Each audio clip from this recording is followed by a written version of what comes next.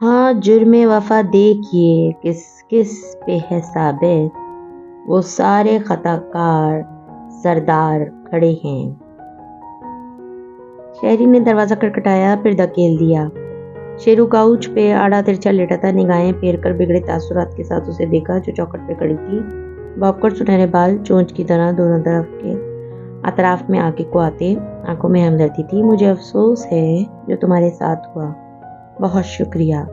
اس نے تلخی سے کہہ کر چہرہ پھیر لیا، پھر چونک کر واپس دیکھا۔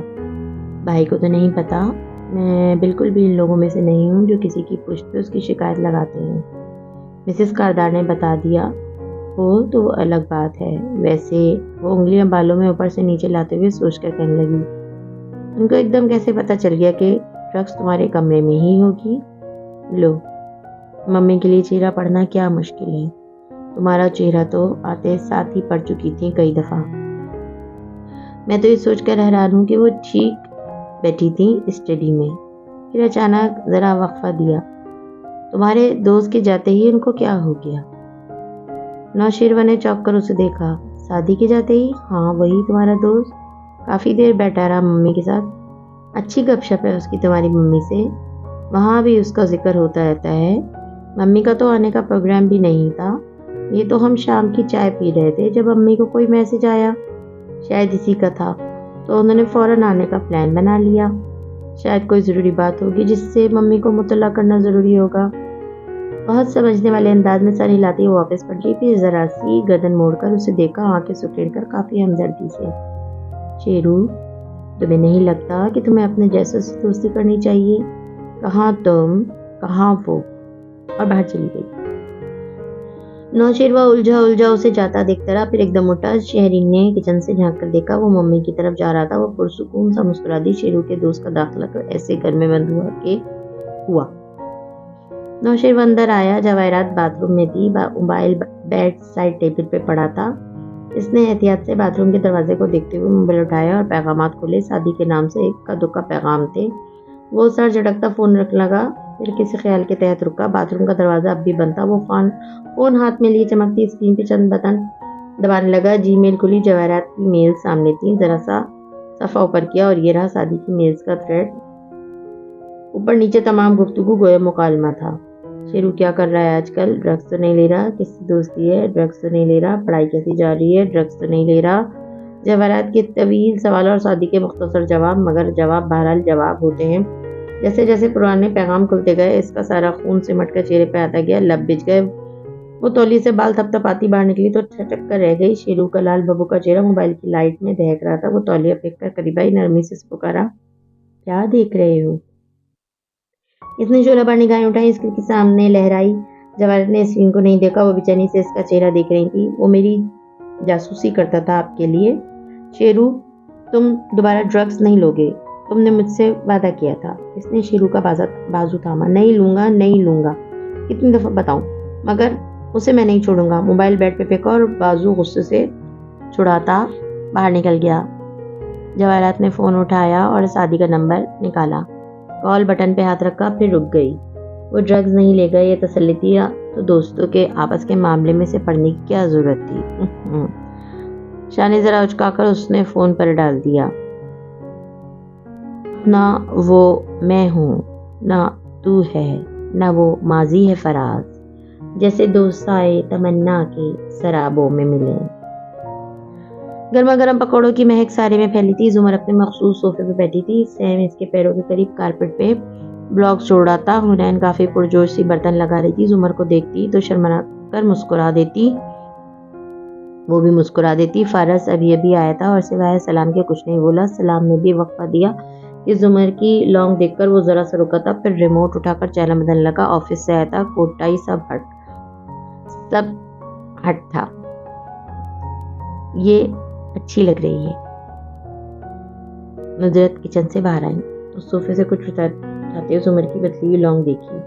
انہوں نے ذرا بلند آواز میں تبصرہ کرتے پلیٹیں لگائیں، یہ پپو کو ان کی کسی پرانی اسٹوڈنٹ نے گفٹ کی ہے، ساتھ میں ایک نوٹ بھی تھا، میں نے بھی پڑھا وہ نوٹ۔ ویسے پپو، آپ نے اس کی لکھائی نہیں پہچانی؟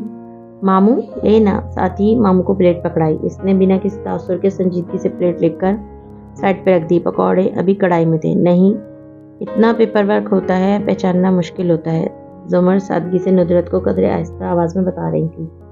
नुसरत दोबारा किचन में आई तो हुनैन साथ चली और किचन का लाउंज में खुलता दरवाजा बंद कर दिया। कढ़ाई में पकौड़ा डालती नुसरत ने मुड़कर उसे देखा। दरवाजा क्यों बंद किया? ताकि हीरो हीरोइन से अपने प्रपोजल पे तबादला ख्याल कर लें और आप दरमियान में एंट्री ना दें। धुआं लाउंज में जा रहा था। एग्जॉस्ट चलाकर आहिस्ती मुड़ती हुई चटनी बनाने खड़ी हो गई। आज तुम इसे मुँह कंप्यूटर और अलीशा को छोड़कर किचन में घुसी हो हैरत? अम्मी की शिकायत नजरअंदाज करके वो सर झुकाए मुस्कुराते हुए चटनी कूटने लगी। लाउंज में टीवी का शोर था या सैम की खुद से की जाने वाली बातें? मुझे आपसे कुछ बात करनी थी फारस। कदरे तसव्वुफ से इसने आगाज किया। रिमोट रखकर रुख उसकी तरफ किया और संजीदगी से उसे देखा। किस सिलसिले में? एक केस के सिलसिले में। वो जरा चौंका। उसने समझा था शायद ये कोई और मामला था। आपको तो पता है बाज़ दफ़ा एक वकील इस्तिग़ासा में होता है और जज ऐसा फैसला सुनाते हैं जो दूसरे फरीक के लिए खुशगवार नहीं होता। रुक रुक कर अल्फाज अदा किए। फारिस ने सर हिलाकर सारी बात रिकॉर्ड की। यानी आपकी वजह से किसी को सज़ा हो जाती है? फिर वो ज़रा देर को चुप हुई। मेरे केस का फैसला इसी तरह हुआ था। मुजरिम का भाई उससे खुश नहीं था और वो इसका इजहार भी कर चुका है। यानी उसने आपको धमकियां वगैरह दी हैं। आगे? हाँ जी, आप जानते हैं हमारे ख़ानदान में आपका मामला घर तक नहीं ले जाना चाहती, बाहर ही बाहर हल करना चाहती हैं। दफ़ा फिक्रा ही नहीं पूरा होने दिया। वो गहरी सांस भरकर रह गई। मैं चाहती हूँ कि ये मामला वो रुक गई। बात लपेट कर करने का फ़ायदा न था। वो शख्स स्कूल टीचर नहीं था जिससे वो पुरअतमाद दोस्त से पीछा छुड़ा सकती थी। अगर मैं आपके डिपार्टमेंट में इसकी शिकायत दर्ज कराऊं तो इस शख्स की हैरेसमेंट रोकने का तरीक़ाकार क्या होगा? कोई मसला नहीं। वो पीछे होकर बैठा, कान की लो रगड़ते हुए लापरवाही से शाने उचकाए। मैं डायरेक्टर से बात कर लूँगा, हमारी वैन इसे पिक कर लेगी। वो 2-4 हाथ लगेंगे तो दिमाग दुरुस्त हो जाएगा उसका। जुमर की आंखें भी एक मिनट से पहले फ़ौरन नफ़ी में सर लाए। नहीं प्लीज़, मैं तशद्दुद पे यकीन नहीं रखती। मसला बातचीत से हल हो सकता है। इसके अंदर अच्छाई का आंसर होता है और मैं सिर्फ इसे बाहर लाने की ज़रूरत होती है। आप 2 घंटे के लिए इसे मेरे लड़कों के हवाले कर दें, सारी अंदर की अच्छाई बाहर आ जाएगी। फिर इसके तासुरात देखकर ठहर गया।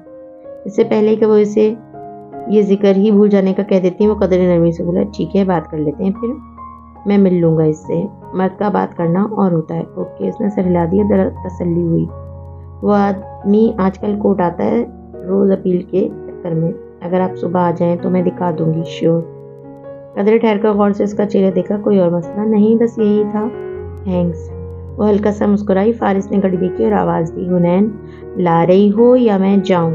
नहीं ला रही, आप जाए। वो डिश उठाकर आती हुई बड़े मूड में बोली। आज वो बहुत खुश नजर आ रही थी। खाली हाथों को कभी गौर से देखा है फराज? किस तरह लोग लकीरों से निकल जाते हैं। पकौड़े खत्म हो गए। जुमर चली गई। अम्मी नमाज पढ़ने कमरे में गई तो फारिस इनके पीछे चला गया। अब हुनैन थी और ऑनलाइन हुई अलीशा। मेरा मसला हल हो गया, उसने चहकते हुए इतला दी। अलीशा आदतन हंसी। हिम्मत की या ज़्यादा हिम्मत वाला ढूंढा? ज़्यादा हिम्मत वाली को ढूंढकर कुछ हिम्मत कर ली। फिर ख्याल आने पर सेल फोन उठाकर दिखाया। ये देखो मुझे गिफ्ट मिला है। Wow, brand new. वो भी पुरजोशी होकर देखने लगी। हाँ, और भी बहुत कुछ है। एक अमीर से अंकल हैं हमारे अहबाब में। वो कॉलर झाड़कर बोली। वाकई? और वो कौन है?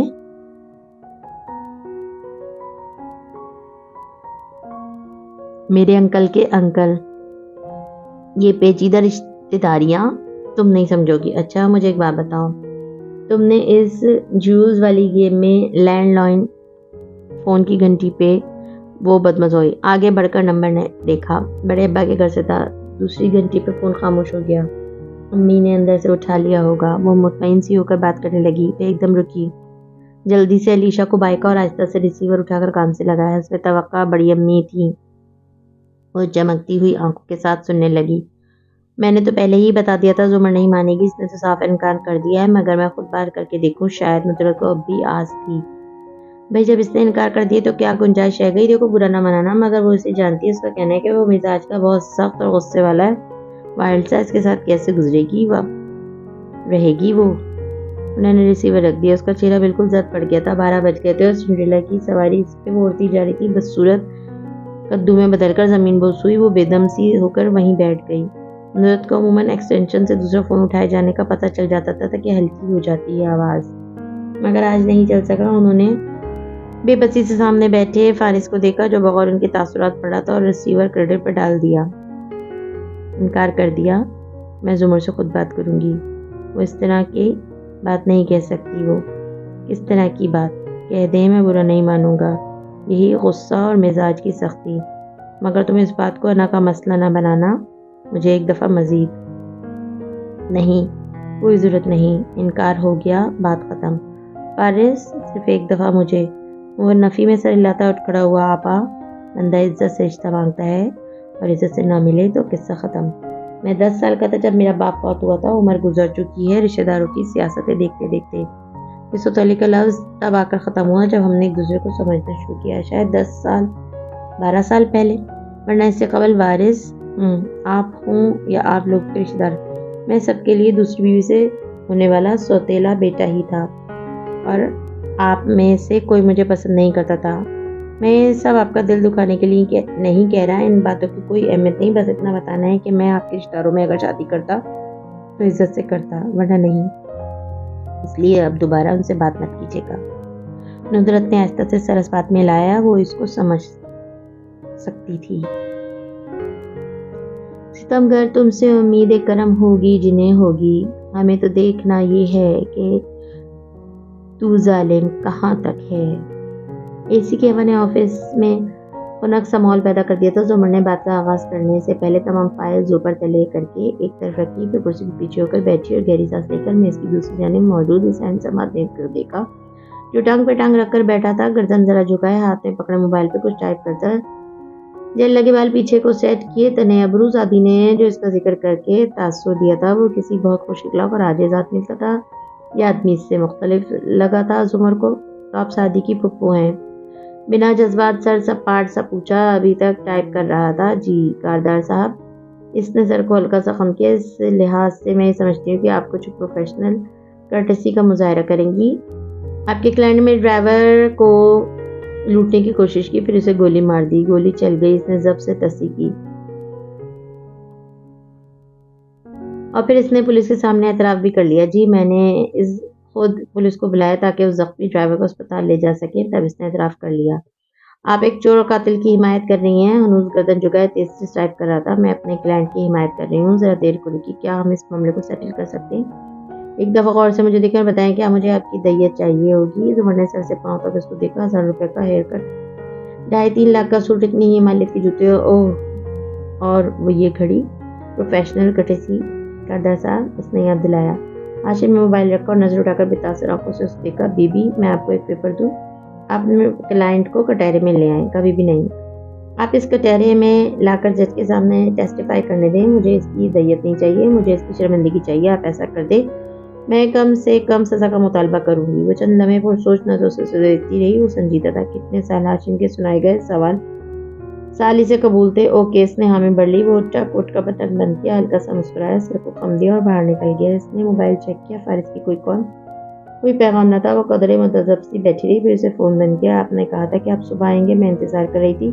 وہ ایک لمحے کو بالکل خاموش ہو گیا. میں آ رہا تھا. زمر کو تسلی ہوئی. اس آدمی کو ابھی آدھا گھنٹہ پہلے اس نے کوریڈور کے دوسرے سرے پہ واقع ایڈوکیٹ مشہود کے چیمبر میں گم ہوتے دیکھا تھا. روز ہی وہ آتا. ہر دفعہ اسے گزرتے کوئی سخت بات کہہ جانا, کوئی معنی خیز اشارہ.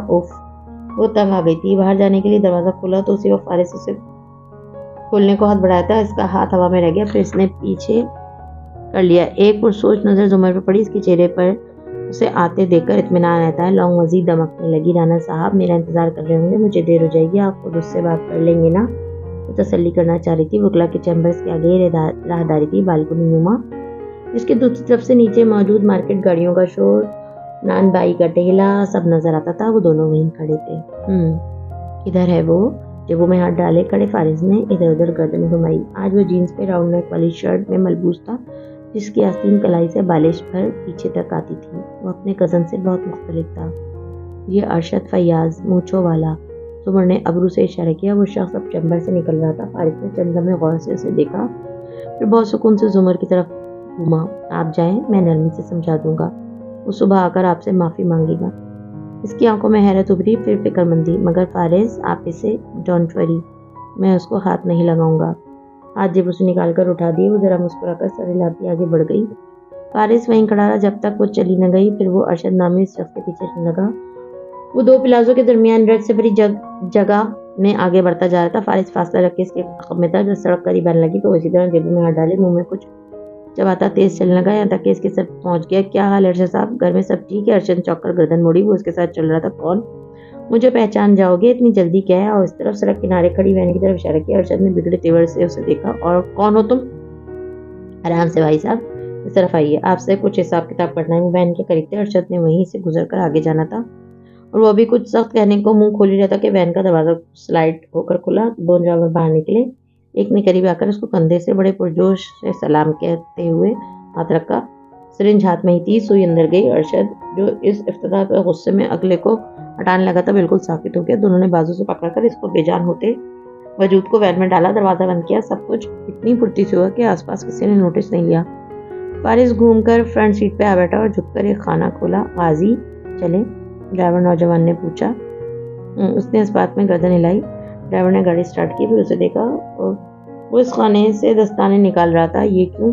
फारिस ने चिंगम चबाते पतला सा दस्ताना हाथ पे चढ़ाया और पीछे को खींचा। ज़बान का पक्का हूँ, वादा किया था इसको हाथ नहीं लगाऊंगा।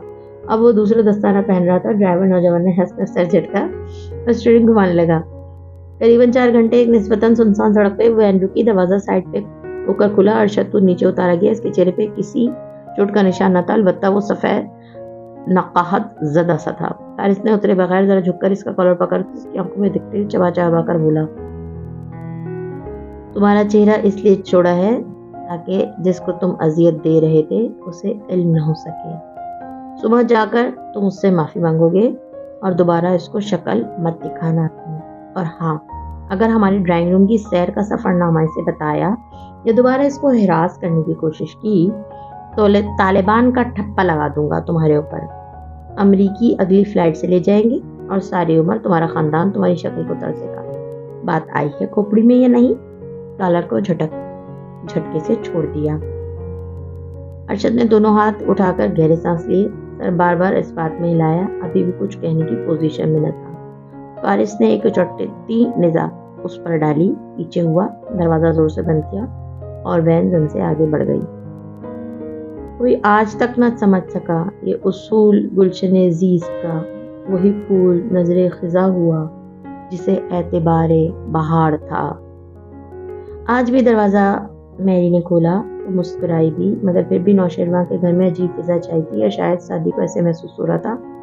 बाहर उसने तमाम सोचों को जहन से झटका और अंदर आया। मिसेस करदार का पूछा। वो घर पे नहीं थी। चलो अच्छा, इसका कल एग्जाम था। शेरू ने जिस भी काम के लिए बुलाया है वो निपटाकर वो जल्दी से वापस पहुंचने की करेगा। शेरू के कमरे का दरवाजा खोलने से कबल इसने गर्दन मोड़कर देखा। शहरीन शाना अंदाज में लिविंग रूम में सोफे पे आतिशदान के करीब बैठी थी। सुनहरी लट उंगली पे लपेटती वो मुस्कुराकर उसे ही देख रही थी। फिजा में एक हाथ लगाए जाने का एहसास बढ़ गया। सादी ने दरवाजा खोला। नौशेरवा कुर्सी पे बैठा था। सर उठाकर देखा। आंखें गुलाबी थी, ड्रग से नहीं गुस्से से। खैरियत, तुमने इतनी जल्दी में बुलाया? सादी ने सरसरी से पूछा। वो खड़ा होकर खड़े तेवरों से उसे घूरता सामने आया। कब से जासूसी कर रहे हो मेरी? सादी ने गहरी सांस को बाहर खारिज किया। अगर तुम्हारा इशारा मेरे, बकवास मत करो। मैंने तुम्हें इसलिए नहीं बुलाया कि तुम्हारी सुनो। हाँ, तुमने मुझे इसलिए बुलाया कि ताकि मुझे बेइज्जत करके घर से निकाल सको। तुम होते कौन हो मेरी माँ के लिए मेरी जासूसी करने वाले? तुम हो कौन जो इनको मेरे ड्रग्स लेने के बारे में बताते हो? उससे इसके चेहरे के नक्श बिगड़ गए। मैं तुम्हारा दोस्त होता हूँ। तुमने मेरी माँ की नज़रों से मुझे गिराना चाहा। तुमने अगर गिराना होता तो मैं इनको तुम्हारे चालान के बारे में बताता जो गाड़ी गलत ड्राइव करने पे हुआ था। इनको तुम्हारे इस लड़की के मंगेतर से मार खाने का भी बताता जिसको तुम मुसलसल कॉल्स कर रहे थे। और भी बहुत कुछ बता सकता था मगर मैंने तुम्हारा भला चाहा। ओ शट अप, वो गुस्से से चिल्लाया। तुम मत चाहो मेरा भला। जो तुम्हारा एहसान था मेरे ऊपर आज वो भी खत्म हुआ। आइंदा मैं तुम्हारी शक्ल भी देखना गवारा नहीं करूँगा। मैं जा रहा हूँ नौशेरवा, क्योंकि मैं नहीं चाहता कि हम एक दूसरे को ऐसी बात कहते हैं जिन पर हमें पछताना पड़े। वो मजीद बेइज्जत नहीं हो सकता था। शेरू को चीखता चिल्लाता छोड़कर दरवाज़ा बंद करता बाहर निकला। फिर टटक कर रुका। शहरी ने इस तमकनत से बैठी उसको देख रही थी। तुम उस दिन मेरे बिरादरान लॉ से पूछ रहे थे कि मैं कैसी औरत हूँ। अब पता चल गया मैं कैसी औरत हूँ। हाथ बालों में ऊपर से नीचे لے جاتے معصومیت سے پوچھا۔ سعدی تلخی سے مسکرایا، نفی میں گردن ہلائی، سامنے اور اس کے مقابل پڑی کرسی کی پشت پہ ہاتھ رکھ کے رکا۔ میں نے یہ سوال نہیں پوچھا تھا کہ میں نے آپ کو پورچ میں ایسی باتیں کرتے سنا تھا جن کے کھلنے کا آپ کو ڈر تھا۔ میں نے یہ سوال اس لیے پوچھا تھا کیونکہ میں نے آپ کو اسٹڈی کی کھڑکی کے باہر کھڑے ہو کر اپنی اور مسز کاردار کی وہ باتیں سنتے دیکھا تھا جن کے کھلنے کا مجھے کوئی ڈر نہیں تھا۔ چبا چبا کر ایک ایک لفظ ادا کیا۔ شہرین کی مسکراہٹ غائب ہوئی، گردن میں ابھر کر معدوم ہوتی گلٹی دکھائی دی۔ دوستی میرے نزدیک ایک ہی چیز ہے، وفاداری، اور صرف غیر مشروط وفاداری۔ مسز ہاشم کاردار، وہ دوبارہ ڈرگز لے گا، میں دوبارہ اس کی ماں کو بتاؤں گا، کیونکہ میری آپ کے خاندان میں آمد و رفت کی وجہ سے شروع سے دوستی نہیں ہے۔ یقیناً اب آپ کو معلوم ہو گیا ہوگا کہ میں کیسا دوست ہوں۔ وہ کہہ کر مڑ گیا۔ شہرین تل ملا کر اسے جاتے دیکھتی رہی۔ ایڈیٹ۔ ہاشم ایک ہاتھ میں بریف کیس تھامے دوسرے موبائل پہ کچھ ٹائپ کرتا راہداری میں چلتا جا رہا تھا۔ وہ سرخ چہرے کے ساتھ بھپری ہوئی سی تیز تیز پیچھے آئی، دائیں طرف سے نکل کر گھوم کر سامنے آ کھڑی ہوئی۔ وہ رکا، نظر اٹھا کر اسے دیکھا۔ یہ کیا کیا آپ نے؟ زمر دبا دبا سا غر رہی تھی، اس کو ابھی تک یقین نہیں آ رہا تھا۔ کیا کیا میں نے؟ اس نے ذرا سے شانے اچکائے۔ آپ نے مجھ سے وعدہ کیا تھا کہ آپ کم سے کم سزا کا مطالبہ کریں گے، اور ابھی آپ نے سزائے موت کا مطالبہ کر دیا۔ میں نے وعدہ کیا تھا۔ کیا ثبوت ہے آپ کے پاس؟ کوئی کاغذ، کوئی دستخط؟ زمر کے اندر جوار بھاٹا پکنے لگا۔ وہ مشکل ضبط کر کے نفرت سے اس کو دیکھا۔ آپ نے مجھے زبان دی تھی۔ نہیں، میں نے آپ کو سبق دیا تھا کہ کوئی استغاثہ کے ساتھ بغیر تحریر کاغذ کے ڈیل نہیں کیا کرتے۔ وہ پرسکون تھا، دوبارہ سے فون پہ ٹائپ کرنے لگا۔ میں آپ کے کہنے پہ اس کو کٹہرے میں لے آئی، اور آپ نے کیا کیا میرے ساتھ؟ آپ کو اندازہ ہے یہ کیس رنا صاحب کے لیے کتنا اہم تھا؟ ان کی ریپوٹیشن کا سوال تھا، اور شاید آپ کی ملازمت کا بھی۔ اس بیوقوفی کے بعد آپ یقیناً ان کے چیمبر میں دوبارہ داخل ہونے کی ہمت نہیں کریں گی۔ اگر جاب ریکمنڈیشن کا خط چاہیے تو میں لکھنے کو تیار ہوں۔ وہ محظوظ ہوا تھا۔ زمر نے کینہ توز نظروں سے اسے دیکھا۔ میں سمجھی تھی آپ سعدی کے رشتہ دار ہیں، تو میں صبح 7 بجے گھر سے نکلتا ہوں تو ساری رشتہ داریاں پیچھے چھوڑ کر آتا ہوں۔ Business is business. اس کا فون بجنے لگا۔ وہ کان سے لگاتار ہیلو کہتا ہوا آگے بڑھ گیا۔ زمر وہیں کھڑی رہ گئی۔ ہاشم نے دور جاتے ہوئے فون کان سے ہٹا کر مڑ کر اسے دیکھا۔ وہ ذرا بلند آواز دی، اگلی دفعہ میرے ساتھ ڈیل کرتے وقت اپنا دماغ ذرا حاضر رکھیے گا، اور پلٹ گیا۔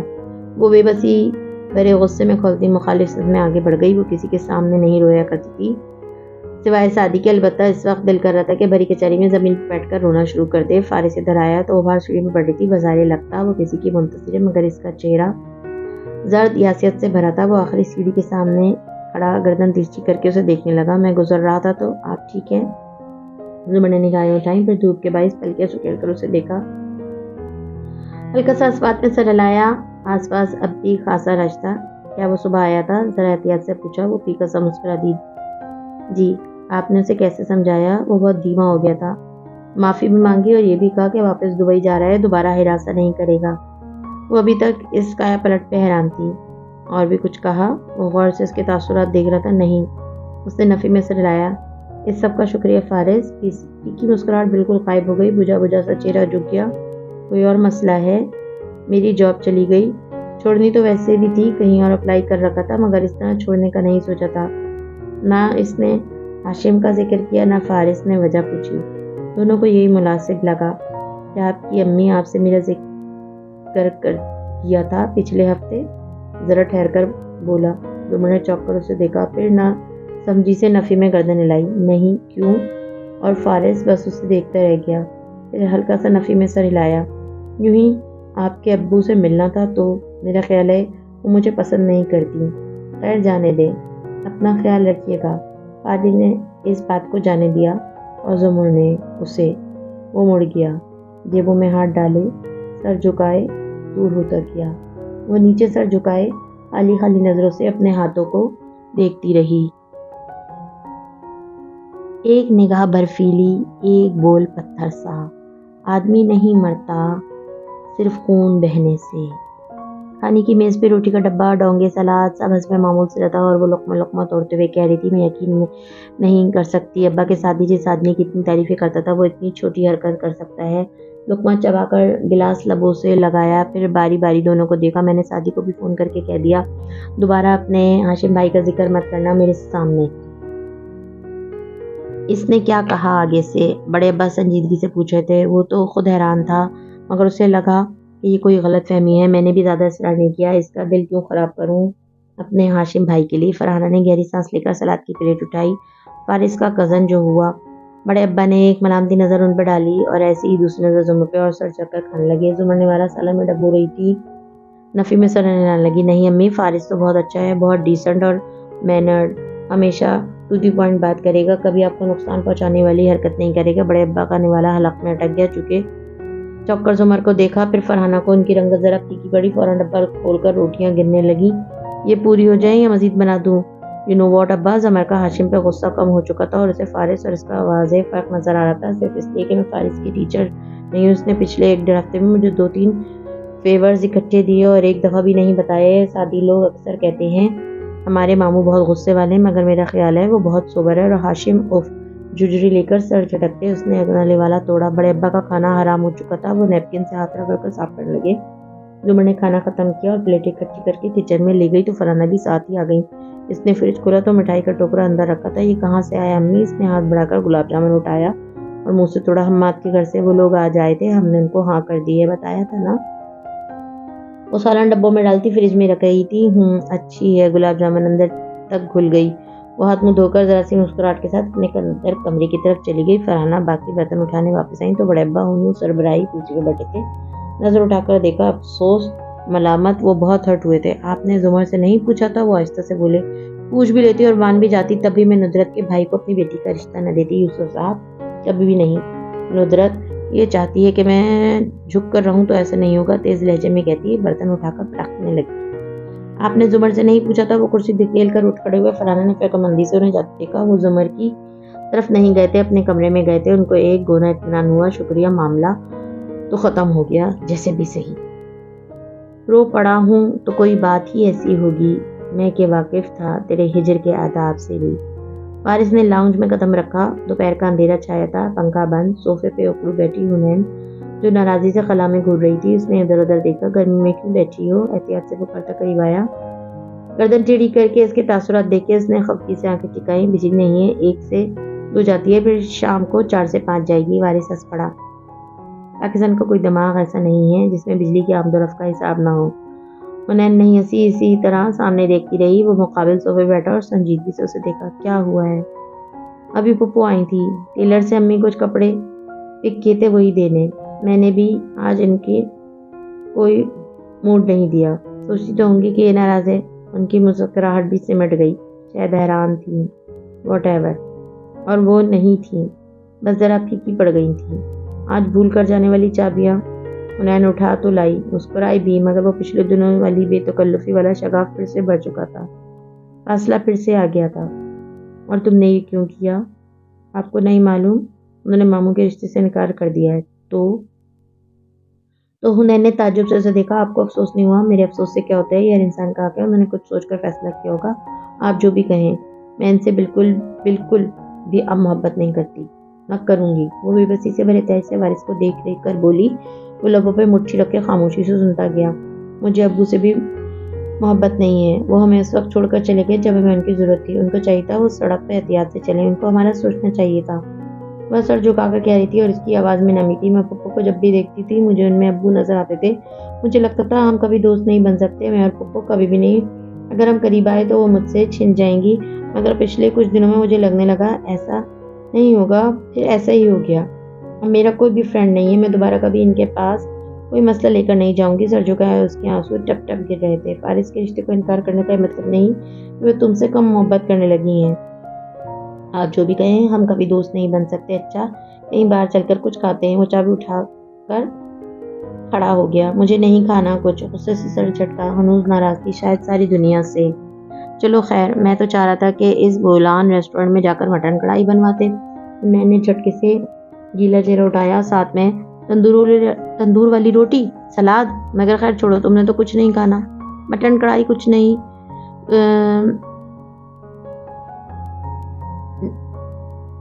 مٹن کڑھائی کچھ میں نہیں آتی۔ اچھا، جلدی جلدی چہرہ کرتی وہ پیروں میں چپل گھسیٹتی اندر اٹھ کر بھاگی، ساتھ ہی آوازیں بھی دے رہی تھی، امی امی، ماموں کہہ رہے ہیں ہمیں کھانے پہ باہر۔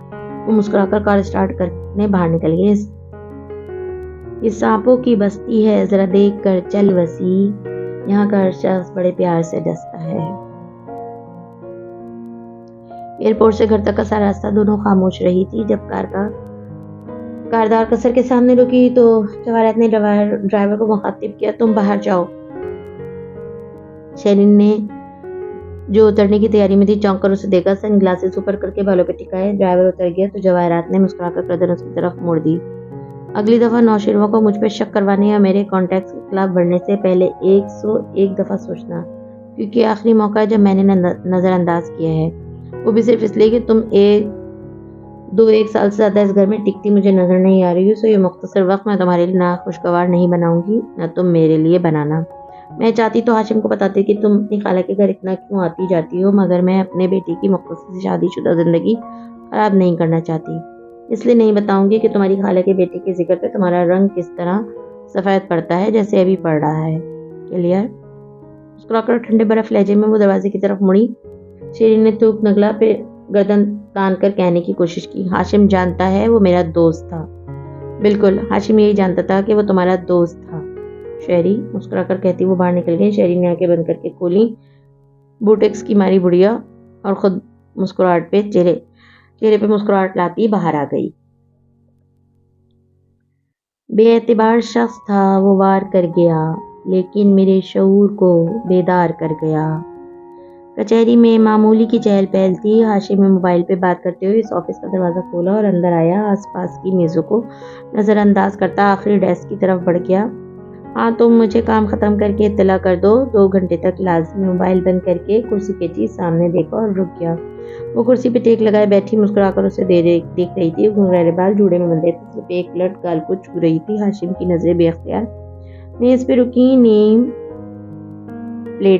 پلیٹ پہ جھکی۔ میں تعارف خود ہی کروا دیتی ہوں، پبلک ڈسٹرکٹ پروسیکیوٹر زمر یوسف خان۔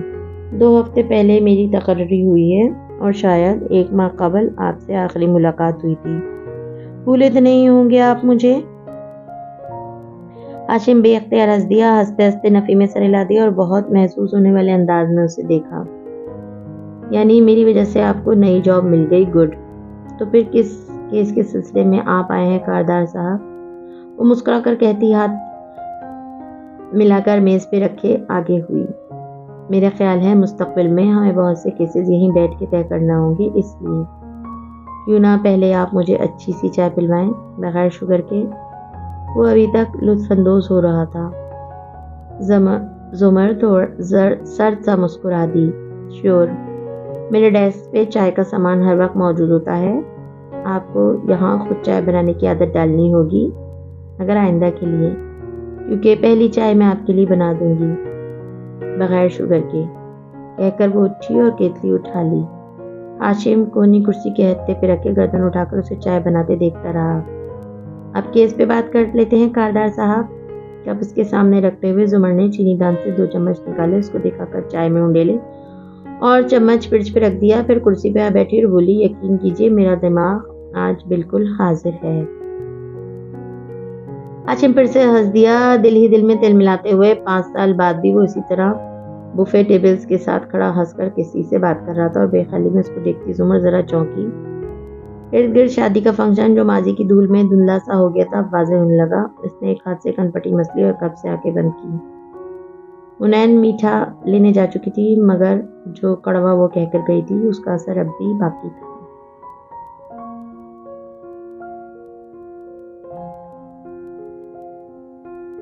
رشتہ کب مانگا گیا، کب انکار ہوا، اسے یہ نہیں معلوم تھا، مگر ایک بات صاف نظر آنے لگی تھی۔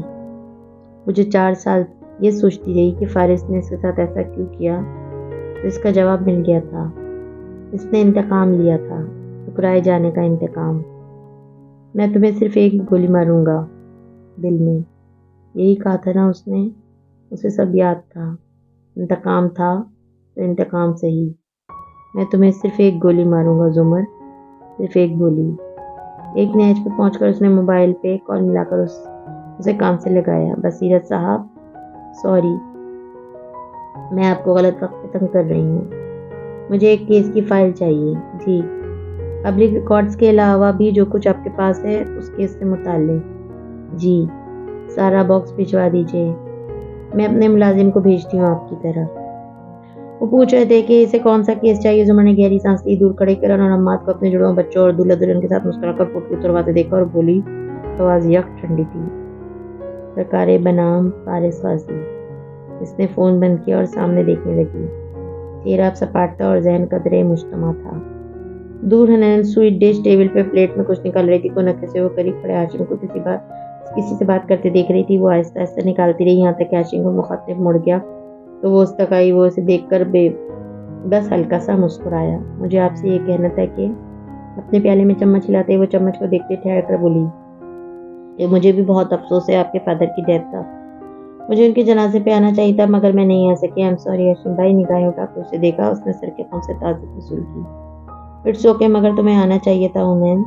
शादी तो आया था उस वक्त में सही, बाद में आना चाहिए था, लेकिन इसके बाद तुम लोगों ने हमारी तरफ आना छोड़ दिया। बिल्कुल।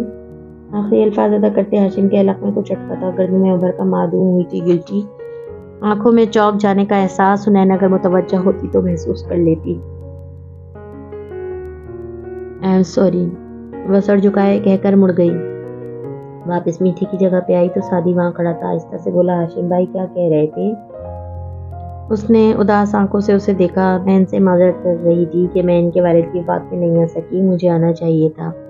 और इससे पहले उन्होंने भी माजरत की। उन्होंने कहा कि इन्हें अफसोस है। सादी ने प्याले में सोफले का चम्मच उलटते ही तलखी से सर झटका। कितना आसान है उन्हें 1.5 साल बाद एक शादी की तकलीफ में आकर कह देना कि मुझे अफसोस है। मैंने यासे से उसे देखा। इन्हें अफसोस है वाकई। अगली दफ़ा जब वो तुम्हें कहें कि इन्हें अफसोस है तो उनसे कहना कि अफसोस काफ़ी नहीं होता। वो संजीदगी से कहता पलट गया। वो अब जुमर की टेबल की तरफ जा रहा था। हुनैन दिल महसूस कर वहीं खड़ी रह गई। क्या वो सारी ज़िंदगी इस नुक्ते पर खड़ी रहेगी? क्या वो भी फुप्पो की तरह कभी आगे नहीं बढ़ सकेगी? उसका जहन पल भर को अपने इर्द गिर्द से हटता गया। दिल दिमाग पर कोई धुन सी छा रही थी, सियाह रात में सुनहरी धुन। उसका जहन धुन में डूबता गया, डूबता गया। मज़ीद वीडियोस देखने के लिए हमारे चैनल को सब्सक्राइब कीजिए।